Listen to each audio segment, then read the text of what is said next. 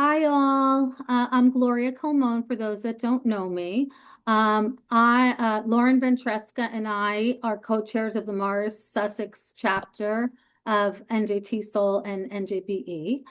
Welcome, everyone. Tonight, Jenna is going to present Say More with Nina and Miss Lee. She will be talking about how structured oral discourse can strengthen language development for multilingual learners in ESL classrooms. Jenna, it's all. Oh, Lauren, if you want to introduce yourself or anything. No, yeah, hi. I'm also here, and really excited for tonight to learn more about this. Jenna, it's all you. Thanks. Hi everyone. Just to get started, I thought we could do like a chat waterfall and kind of see who everybody is and what grade level or content area, because we don't always only have like ESL or bilingual people here. So I'll just keep an eye on the chat if you want to write in there. We have a fourth grade bilingual teacher. Um, Hi, Jenny. Hello, everybody. How we doing? Hi, good. How are you? Thanks for coming. Very good. Thank you. Thank you for having me. Course. And then Michelle, hello, is ESL at the high school level. And Cheryl, also, oh, Linden High School. Okay. And thanks, Gloria. Gloria's elementary, so we get to know everybody here. And Cecilia is an ESL supervisor, and Lauren is a coach, right? But so like only in elementary K-5. Great. Um, Okay, I think that's everybody. So thank you all for coming by and we'll get started. So um, like Gloria mentioned, the title of tonight is Say More with Nina and Miss Lee. And in case you weren't able to come to the annual spring conference, which was last week, I presented a poster session on this topic. So and it was kind of like with the idea to kind of prepare for the access test, because I know the speaking domain is always tricky for our MLs. So I'm going to take you through my poster in a digital sense, and we'll kind of go step by step and see how we can incorporate more meaningful and academic interactions in your classroom to empower your MLs and build their confidence. And hopefully, so they say more in English when it's time to take the access test.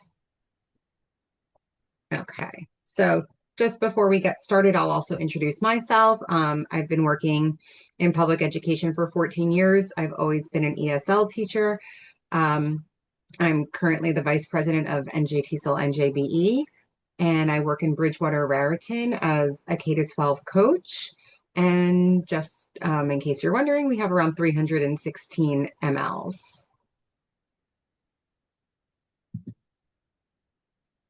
Okay, so let's get going. So this was my poster session, and this is exactly what it looked like in real life. And then everything on here is kind of linked to different strategies and activities. So the reason I put together this poster for the conference last week was, you know, a lot of people I'm sure were wondering, like, will Nina exit this year? Is this year finally her year? Is she going to get that 4.5?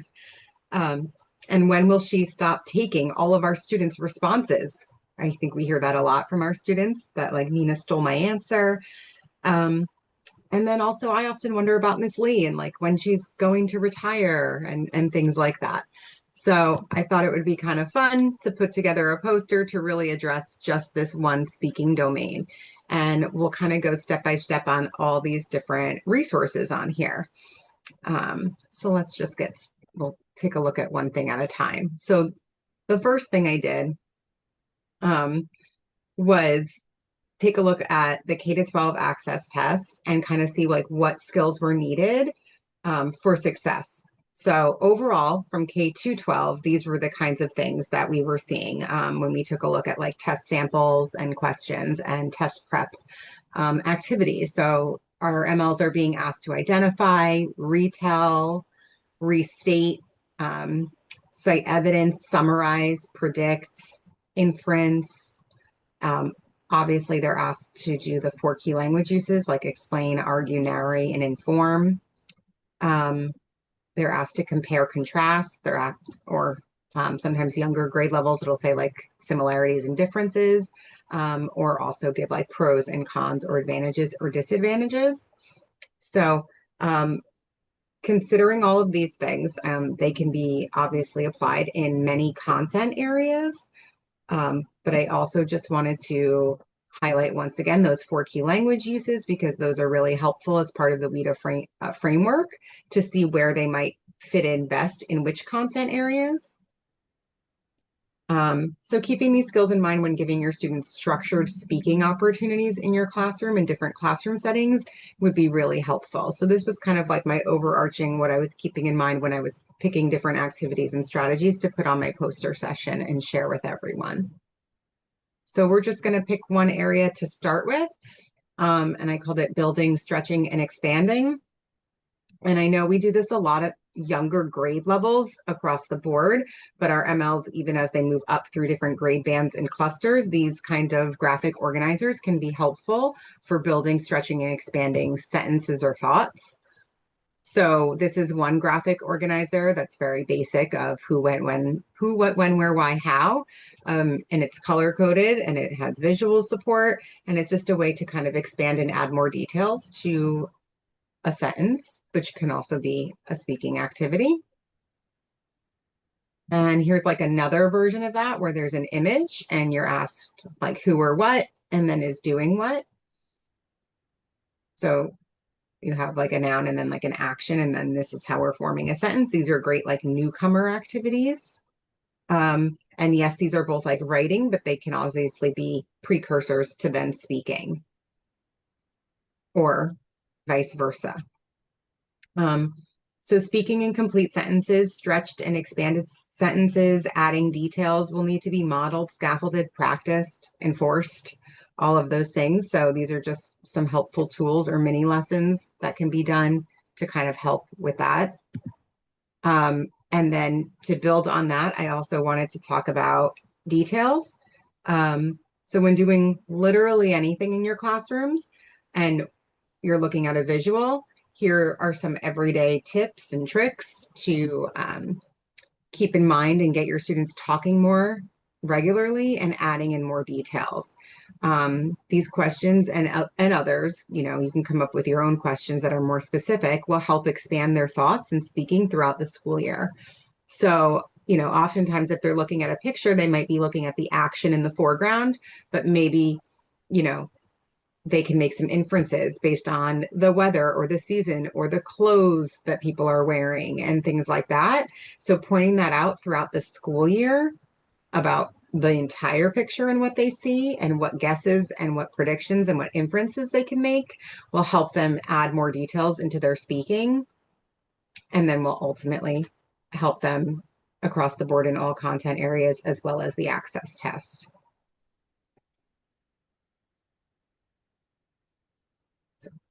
Okay.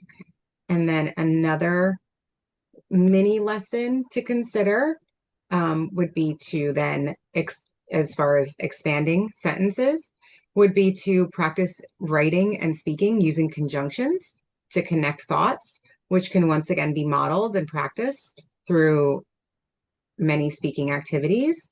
Your multilingual learners will need to explain, infer, argue, and all skills that language like yet, but, so can also support. So once again, students need to have dedicated time and given opportunities to hear themselves, connecting thoughts and ideas.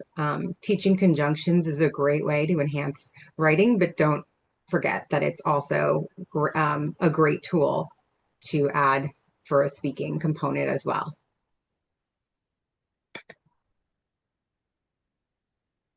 Okay. And on this slide, I kind of focused on peer-to-peer discourse, and you could see that little peer-to-peer bookmark. It's like the size of a bookmark. I used to tape these on my students' desks, and we would practice in like a low-risk setting. So we might start with like a would you rather question to practice those speaking stems. So would you rather, this is actually from my elementary school. They have a unit on, I think, winter and adaptations. So this is actually an academic type of would you rather question, but it's also, kind of just, it could be something done in the winter time, like would you rather hibernate all winter or migrate to a warmer place? And then your students can take a stance, agree and disagree with each other in a respectful way by using those peer-to-peer discourse speaking stems. They can ask clarifying questions where it says, did you mean this? They can, oftentimes the students want to, they'll, especially at the elementary level, they'll say like, oh, like you stole my answer, right? We hear that a lot. So they have the option to even say, I agree with Jenna and would also like to add. And you can even couple that with like a gesture, like I agree and also want to add. And then you can use something to kind of, get them to remember that phrase. And that's a way where they can also share that they had the similar answer, but they wanted to add more to it. And then I did this recently with a fifth grade or an older classroom that was reading about the Titanic. So they were learning about the different jobs on the ship. And the would you rather question was, would you rather be a lookout on the Titanic who has to watch for danger, like icebergs, or be a crew member in charge of helping passengers into lifeboats during the emergency? So there are some visual supports for RMLs on there, showing them what the lookout tower looked like, showing them what the lifeboats might have been looking like getting lowered into the ocean. And then they had already read a text about this and the Titanic and what happened during the emergency. So they were able to speak more academically using these peer-to-peer discourse writing or speaking stems. So that's just kind of a way to, show how you can start with something low risk and then kind of build upon it in a more academic way and get them speaking more academically with more rigor in your classrooms.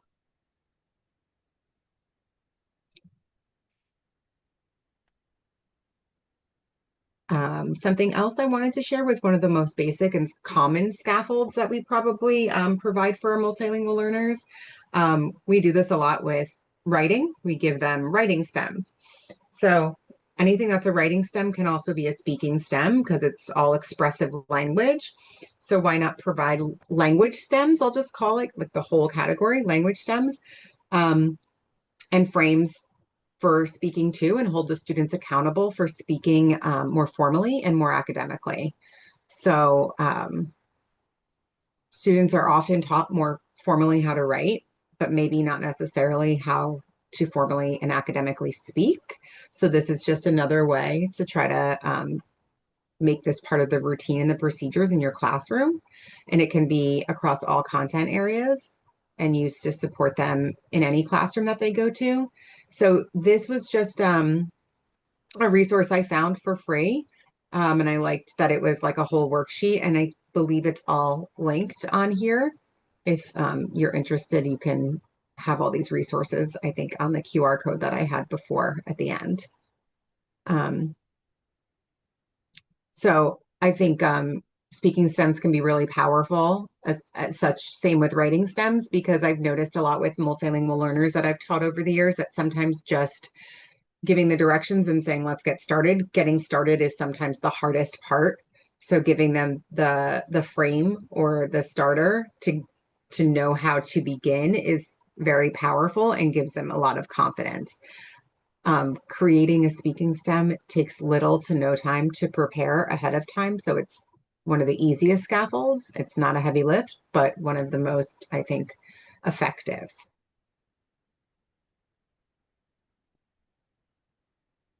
Okay. And I think I can open it. Let's see. Can you guys see the new tab that's opening? You can just give me a thumbs up. I can't really see anybody's faces. Yes, we can. Okay, Yes. now I can. All right. So then this is the free one that I got, which will be shared with you if you wanted to. Let me see if I can make it bigger.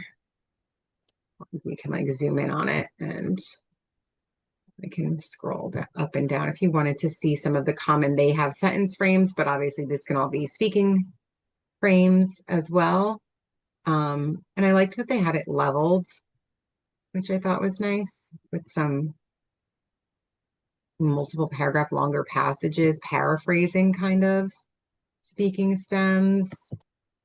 And I think these would be good for elementary, middle, and high school as well, depending on the levels of your MLs. Does anyone have any questions so far?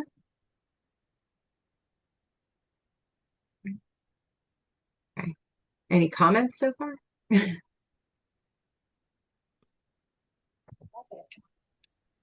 Okay. All right, we'll just keep on going.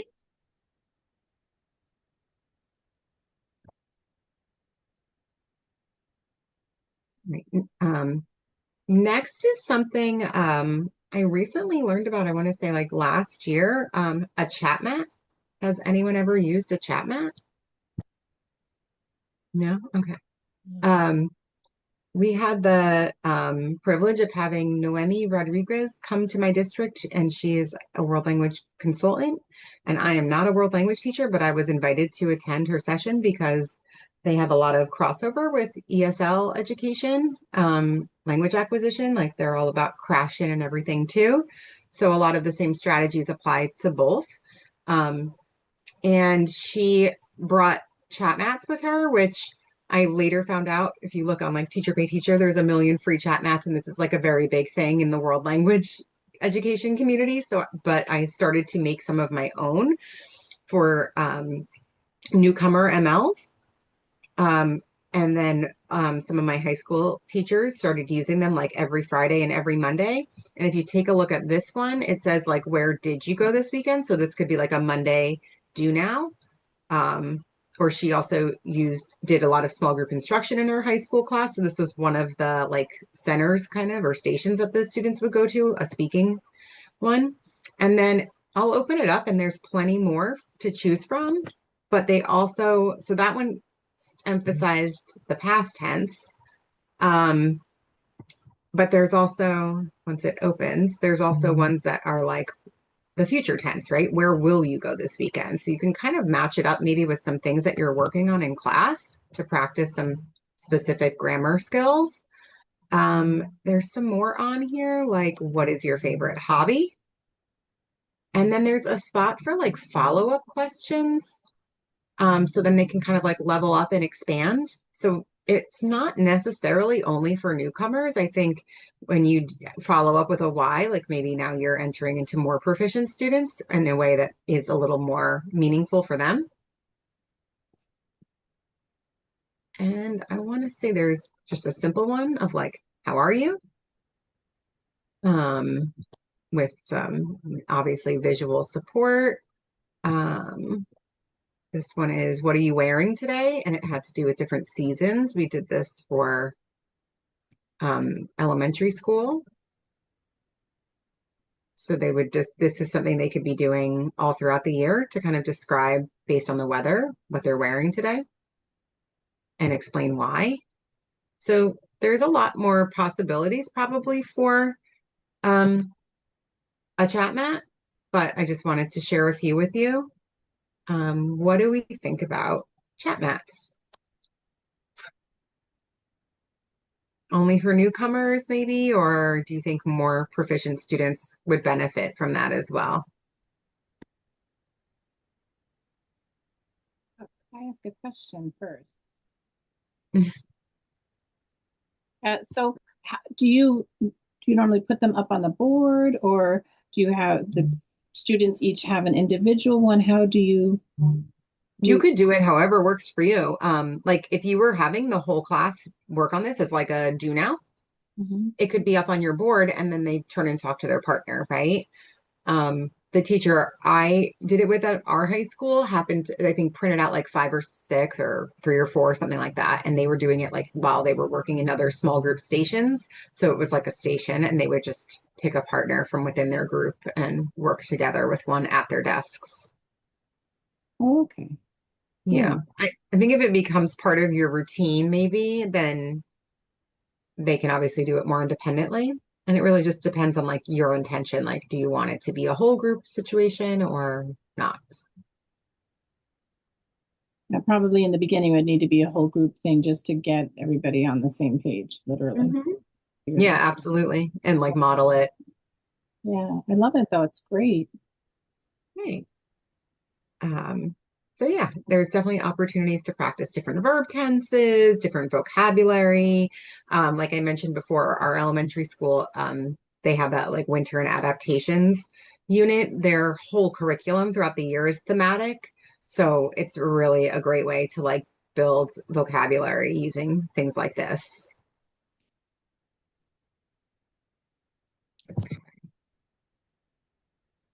Okay. The next one that I have on here, I called story time. I think on the Access a lot, like we have to do a lot of retelling. They tell you a story and then you have to kind of tell it back. That's what the students are being asked to do. And a simple way to do that is to carry them through a story, and sequencing is through transition words. So this is an anchor chart I used to have in my classroom, but then it also became like in the writing folder or taped. It was like the size of a bookmark. So it was also like taped on their desks, and just to remind them like the green. So it's actually the opposite. A stoplight would have red at the top, but we need our get going words. So our green get going words, and you can put as many or as little in the green section. Like maybe you just want to teach them one word, like in the beginning, and that be all they use, or maybe you want to give them two options so you don't overwhelm them with like too many. And then you have your keep going words in the yellow, and then your red for like how you're going to finish or end. So this is good for, writing obviously as well, but also speaking and carrying a story sequentially. And this can be used to retell, explain, and sequence, and that's all on the skills needed for success on the Access test.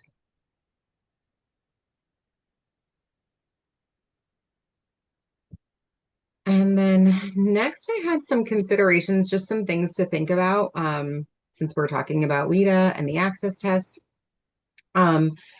Finally, you might be familiar with the speaking rubrics there's a kindergarten one and a writing rubric for kindergarten, and then the 1 through 12 rubrics, but they're being phased out.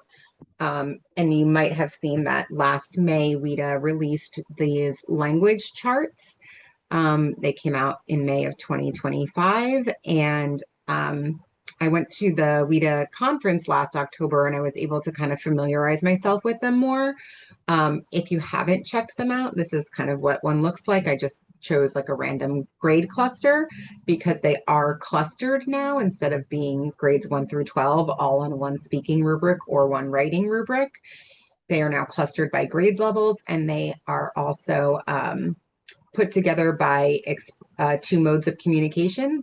So one is expressive and the other one is interpretive.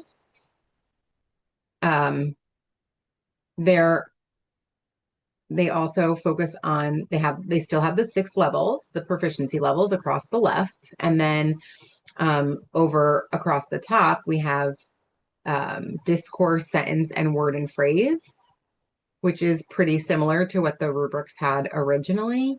So these charts are now going to be, they are now aligned with the WIDA framework from 2020. And they are also going to be how your students are scored on the Access test this year, because the Access test was revised. So it's all kind of finally coming together. It's all connected. So if you haven't had a chance to check out these language charts, they've been out for a little while, but then I understand like not necessarily having had to apply them yet. But now that the students are going to be used, like this is going to be what's used as the tool to score them on the Access, it'll make more sense to now dig a little deeper into them. And this is how you can kind of plan your instruction for next year once we get the scores back in June. So just wanted to mention this. And I know we had some elementary, but we also had some high school. Does anyone want me to open up the high school one and put it up on the screen? Yes. Sure. Okay. So let me so this is just a PDF. It's loading.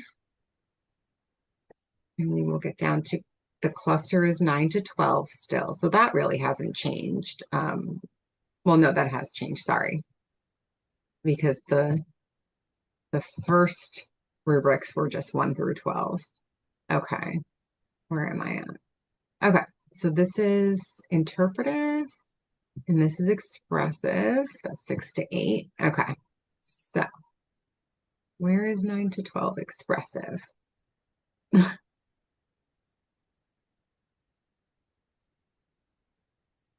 Oh, it's not organized the way I thought it was. Here we go. Okay, I'll try to make it a little bigger, but you can kind of, oh, something's happening. Now, I don't know why it just got really small. We're getting back.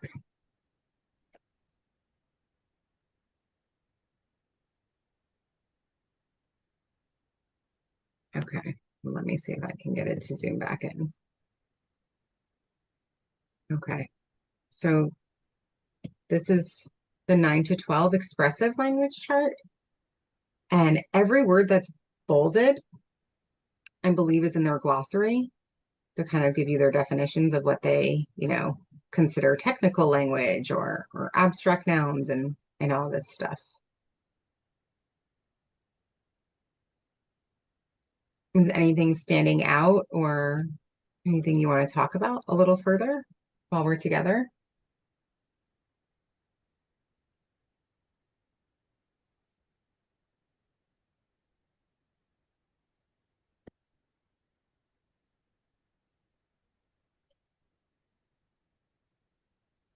Just give us a moment to kind of read a little bit more of it.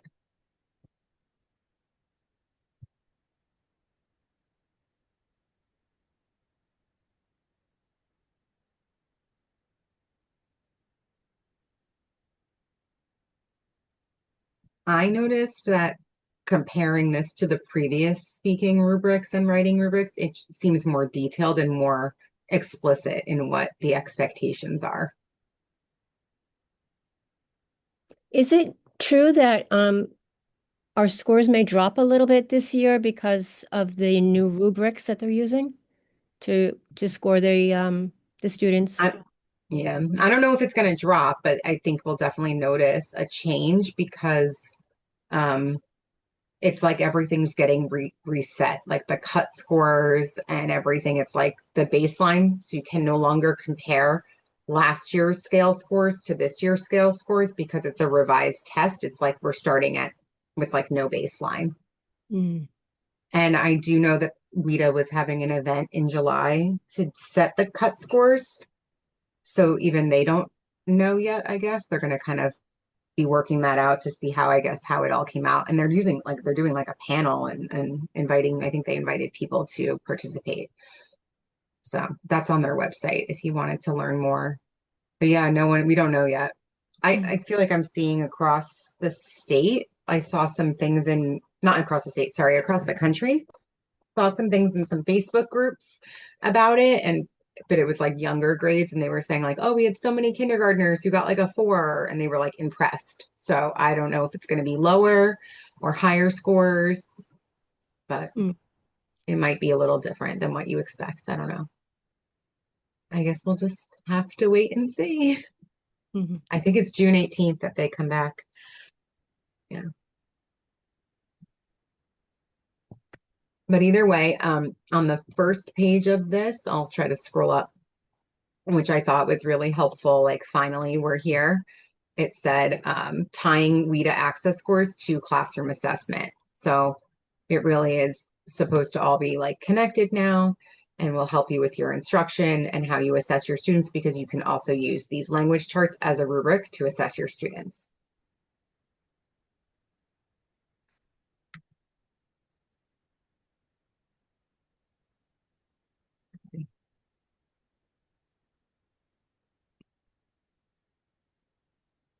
Okay. And let's see. So I know it's almost summer, so I appreciate you coming. I also just added this in because I'm teaching the summer learning program in my district. So this was not on my poster session, but it turned out that for the summer, it's an elementary school program. And it's for Title I students, which is not all multilingual learner students, obviously, but we will have plenty of them there. And I was hired not as an ESL coach. I was asked to be just a general instructional coach. And the focus is it's going to be like a camp, and it's going to be like over 4 weeks, and each week will be a different theme. But the overarching theme is oral language development. So I already started putting together some weekly activities that focus on oral language development. And I thought they were kind of fun ways to develop speaking. So I wanted to share those with you. This is just like a general overview of like week 1. The theme is called Summer of Me. And the activity is to do an identity museum walk. Week 2 was New Jersey staycation theme, and the activity is to be a travel show host. So these, you might notice with the different activities, like week 3, it's a sports commentator challenge. And then week 4, it's a talent talk show.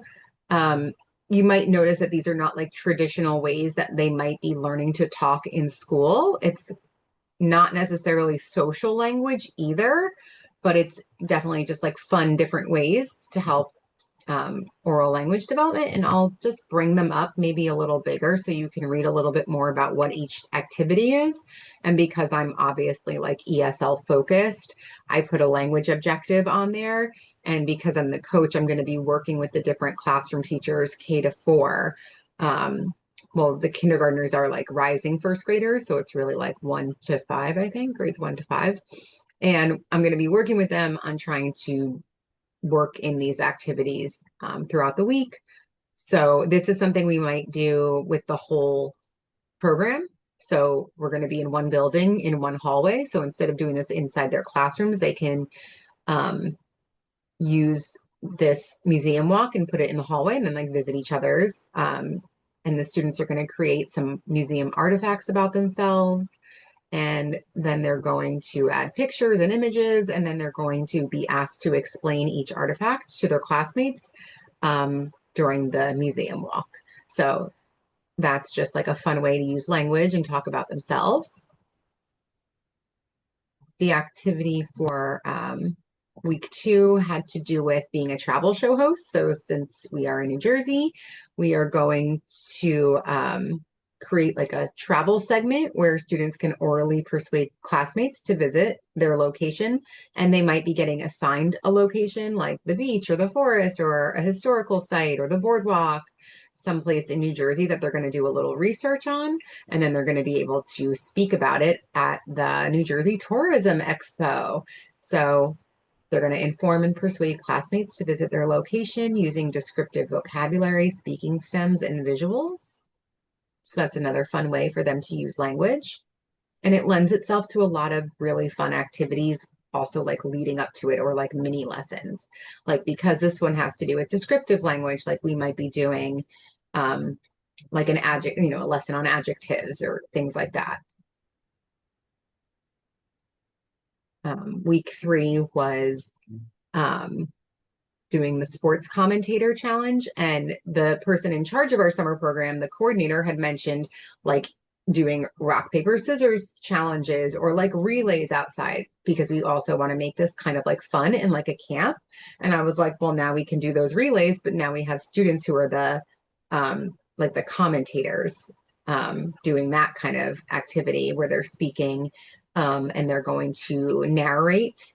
So that's another key language use, obviously. The action orally in real time is something they can practice maybe in their classroom. So I put in parentheses like the rock, paper, scissors competition can happen in their classroom, and then they can like then apply it hopefully in other situations and settings.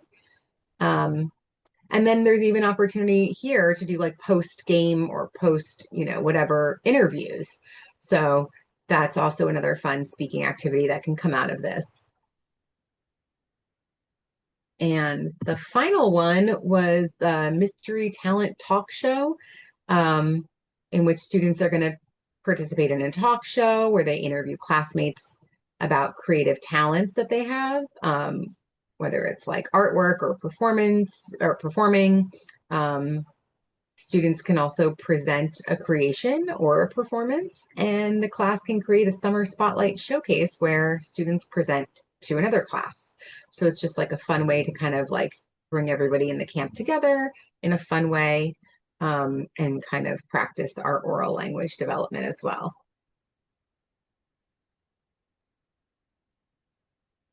Does anyone have any questions or anyone have any suggestions? Since I'm still getting this one off the ground, I just thought it would be fun to share.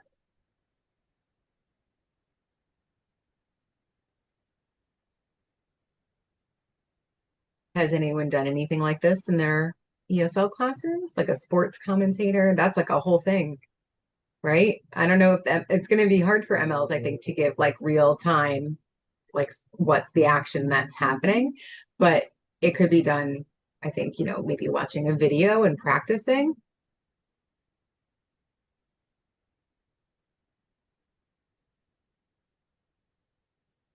These were just meant to be fun. I don't know if you saw my meme with the guy from Summer House saying, summer should be fun. Oral language development can be fun is what we need to change that to. This is so creative, Jenna. It's really wonderful. Thanks. I'm excited. I'll let you know how it goes in September when we're done. But I was, I looked forward to teaching the summer program for years when I was in the classroom. And this is the first time in Bridgewater since I've been there that they actually have a summer program again. So I like jumped at the opportunity because it is a fun way to kind of like work with the kids over the summer, and you don't have to feel so much pressure to be so academic. But I feel like these could all tie in academically if you wanted to do something like this during the school year as well. And then my final tip, I think this is my final tip, is to say more and don't press stop. So this is something that can be practiced throughout the school year. I don't know how your students are at the older grade levels as much as I do as the younger grade levels, because I've been giving it the access test more like K to 6 in the most recent years, but they like to press record before they're ready. And then they love to press stop the second they take a pause in their thoughts. And then they're like, oh, and they want to add more and they can't.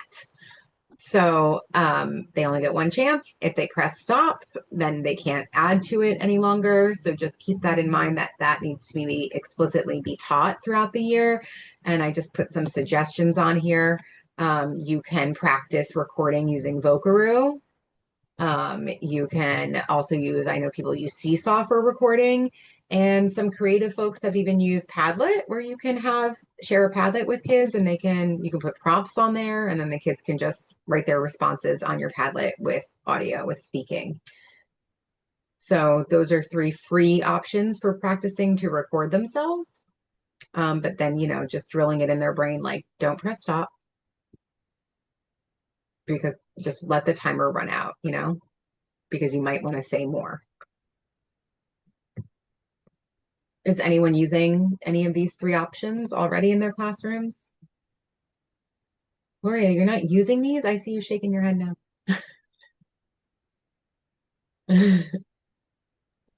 Wait, did you say me? No, I haven't Yeah. used any of these actually. I Oh need my to learn gosh. how to use them. I don't even know if I Yes. have access to some of these. I never You heard of should. Vocaroo. Vocaroo is probably the simplest one, and it's the one I use all the time. And actually, we had like a vacancy position. One of our ESL teachers retired in like January, and we just filled it literally last week. But in the meantime, I created a bunch of prompts on a Google Doc for their Do Now, and like a table. And then I would put like a speaking stem to answer the prompt. And then I would put a link to Vocaroo, and then another box where they would paste their link back. So the way I can open up Vocaroo, but the way Vocaroo works, it's just like a button to press record, and then it gives you a link that you can share to play it back. So the kids this was intermediate level. They were 5th graders and 6th graders, and they would just record their answer and then paste the link on my answer sheet, and then I could listen back. So it's a great way to then like score them, and it's simple and easy. But they're all free. They're all pretty simple, I think, to figure out. Yeah, I gotta check it out. That sounds really cool. Yeah. Anyone else doing any other things for speaking activities to like record? I've never found anything else besides these to record.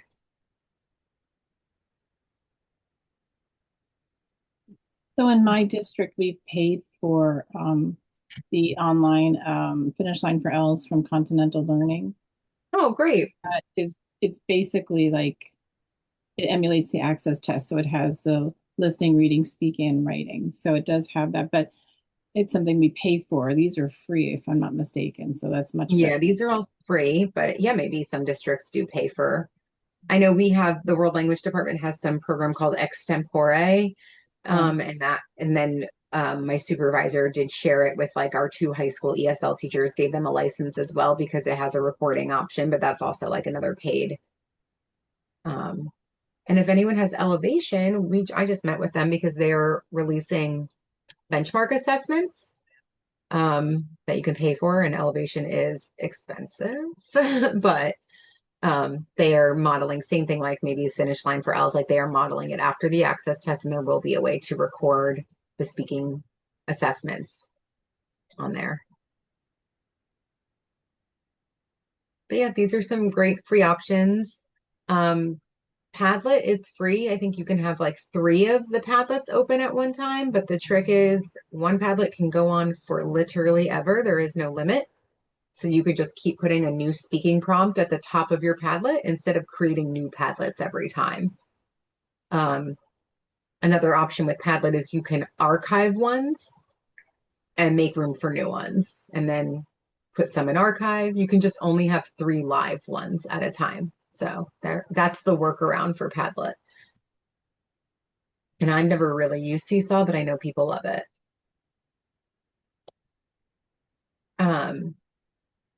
The last thing I wanted to share is that last year, or maybe it was this year, I can't remember. I wrote pretty much like an article. Yeah, it was this year to go along with this poster session for our annual Voices. So that is also linked on the resources today. So if you want to read a little bit more about speaking in the speaking domain, or kind of remember some of the things I talked about tonight, it's probably in this article, which is on the NJTESOL-NJBE website, but also I think linked on my poster on the QR code. Does anyone have any questions or comments? Can Miss Lee finally retire? I have questions and comments. Please go ahead. First, I gotta say thank you so much. This so much useful information. This was really great. So one of the things, the QR code you just gave us that has all these slides. So if you do this, I think it's just one big slide with all the pictures of like the poster that I had created, and if you click on them, it'll take you to what you're like the resource you're looking for. Okay, so let me. Does that mean I'm gonna scan it right now and just double check, but I think that's what I did. Okay. Oh, here it is. It goes to Canva, this one. Yeah, it's just a digital version of my poster session. Yeah, I'm like doing it on my phone. And then if you want to like click on the chat mats, like that is linked, and then it'll take you to all those chat mats I showed you. Does that make sense? Yes, thank you. That's wonderful. You're welcome. The chat mats are wonderful. They look Mhm. great. Looking forward to using them. I couldn't see, you had like a bookmark that you said you taped to the table, right? Oh yeah. So what's on the right now on the screen? What's on the top right? It says skills needed for, what is that? Skills needed for success. This was on like I can go back. This is like on the first slide. Or one of the first slides of just like all the skills like together. Oh, I see. Right here, nice and big, of like what was on the access test, from like me looking at just different test prep and samples and just like resources out there, and also considering the key language uses from WIDA and what like the skills the students are being asked to do in the speaking domain. Okay. And the traffic light, did you say you tape those to the desks too? And do you find that helpful if you do? Yeah, you can. I mean, you can tape it to the desk. You can put it, I used to have it as an anchor chart in my classroom, this one, right? Yeah. Yeah. It could be an anchor chart. If you do writing folders, it could be a resource in their writing folder or their interactive notebooks. Like it really just depends on what your routines are and what you prefer. Right. And the other thing I wanted to ask you, the summer theme program you wrote up, what grade level do you use that with? So the Oh, program this summer is going to be K-4, but it's like rising into first grade, second, third, fourth. I guess it's going into fifth. okay. So I think it's 4 grade levels. So that's the plan. I did not share this yet because I have not used it yet, and we haven't. So we'll see how it goes. It But sounds wonderful. I'm excited for it. Thank you. Yeah. Yeah. So yeah, that we'll see how that goes, and make tweaks. I mean, see how it goes this summer. But yeah. So if you need, I'll put it back up. If you need the QR code, it's right here.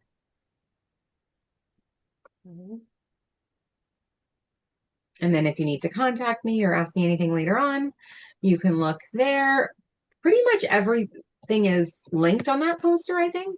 So I don't think you'll have a hard time finding any of those resources. And some I made, and some are free, those speaking stems are from somebody on Teacher Pay Teacher. That was a free resource. So just sharing it forward. The peer-to-peer discourse bookmarks that are I agree with, I disagree with. If you open that, there's a second page and it's specific to math. The strategy I used was, and those kind of speaking stems as well. Does anyone push into math classes or support in math?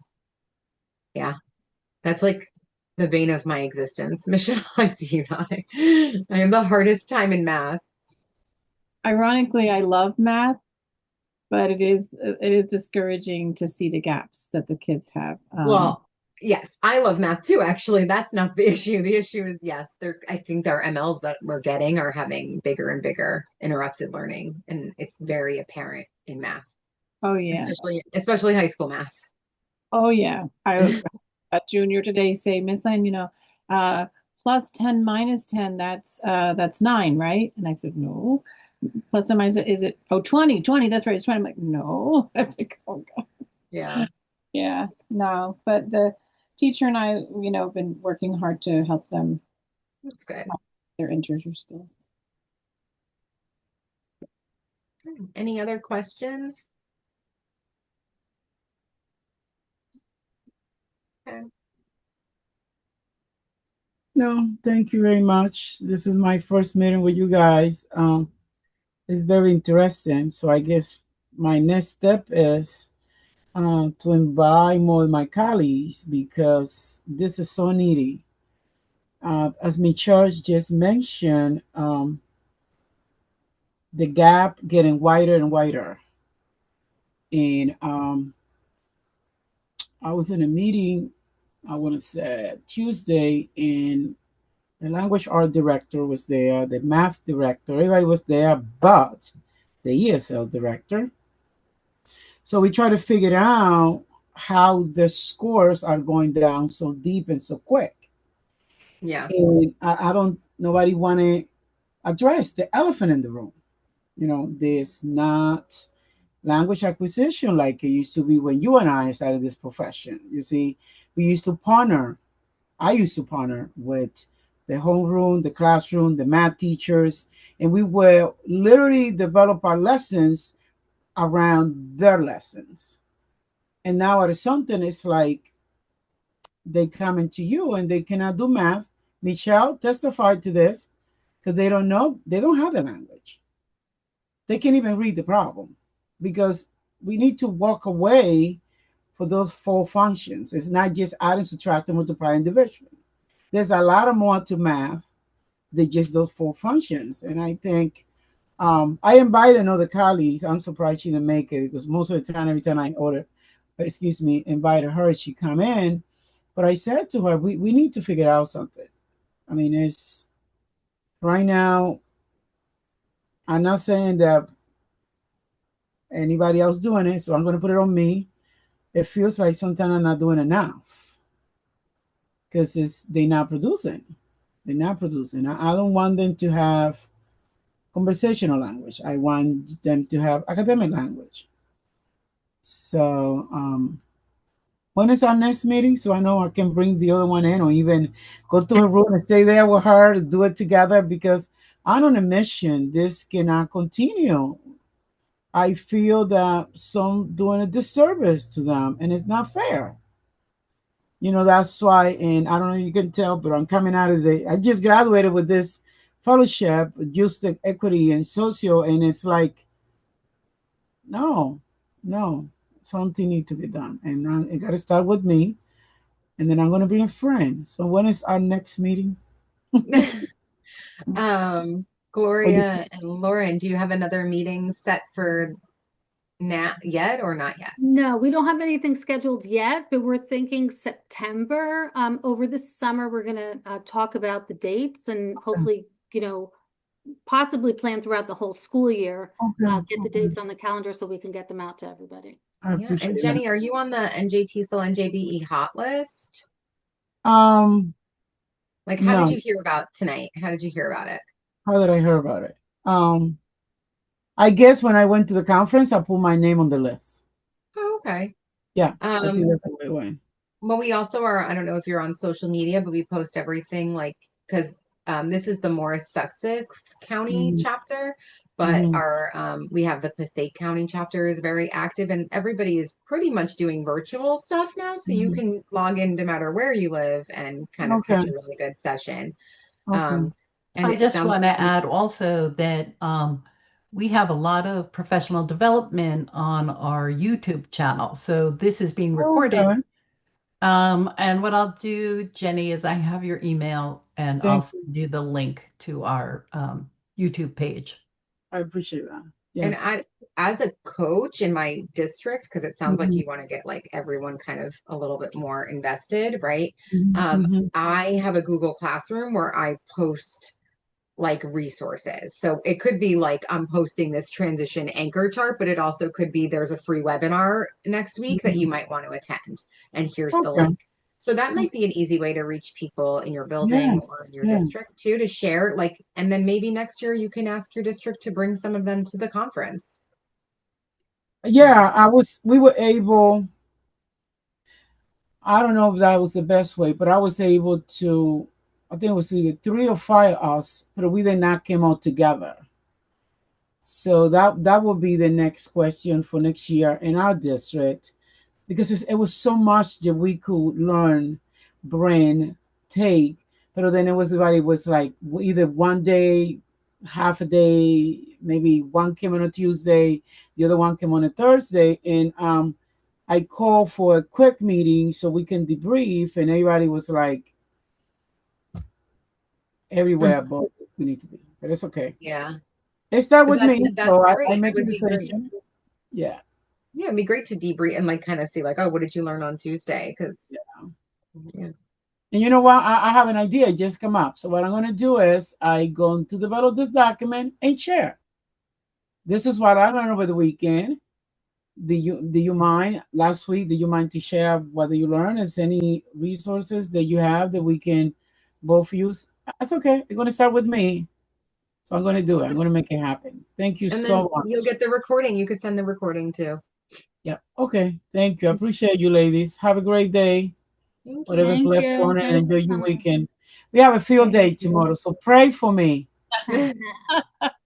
Well, today we had field days and it was very nice out, so hopefully it's nice tomorrow too. Okay, thank you. We hope so. All right, looking forward to meet you again, ladies. Thank you so much. Thanks for coming. Have a great day. You too. All right.